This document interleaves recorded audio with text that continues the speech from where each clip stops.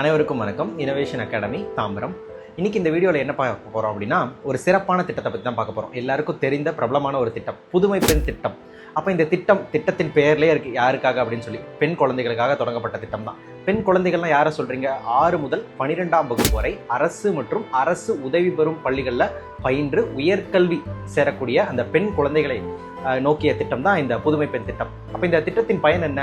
மாதம் 1000 ரூபாய் எப்பொழுது வழங்கப்படும்? இவங்க ஸ்கூல் படித்து முடிச்சுட்டு ஹையர் எஜுகேஷன் காலேஜ் ஜாயின் பண்ணுறாங்க இல்லையா, அந்த காலேஜ் ஜாயின் பண்ணுற டேட்லேருந்து அவங்களுடைய பேங்க் அக்கௌண்ட்டுக்கு நேரடியாக 1000 ரூபாய் அப்படின்றது டேரெக்டாக கவர்மெண்ட்லேருந்து கொடுத்துருவாங்க. ஸோ இதுதான் இந்த புதுமை பெண் திட்டம்.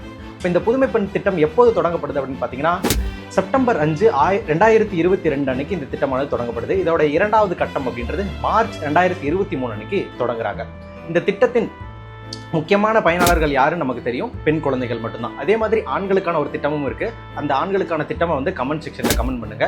இந்த திட்டத்தின் முன்னாள் பெயர் என்ன அப்படின்னு பாத்தீங்கன்னா, மூவலூர் ராமாமிர்த அம்மையார் உயர்கல்வி உறுதி திட்டம் அப்படின்னு சொல்லி இந்த திட்டத்தை சொல்லுவாங்க. இந்த திட்டத்தோட இன்னொரு சிறப்பம்சம் என்ன அப்படின்னா, தமிழக அரசும் பேங்க் ஆஃப் பரோடாவும் இணைந்து இந்த 1000 ரூபாய் எளிதா மாணவிகளுக்கு கிடைக்கணும் அப்படின்ற நோக்கத்தோட பிளாட்டினம் டெபிட் கார்டு அவங்களுக்கு இலவசமாக கொடுத்துட்றாங்க. இது இந்த திட்டத்தோட இன்னொரு சிறப்பம்சமாக கருதுறாங்க. இந்த திட்டத்தின் பெயர், இந்த திட்டத்தின் தேதி இதெல்லாமே தேர்வுக்கு முக்கியமான பங்களிக்கக்கூடியதாக இருக்குது.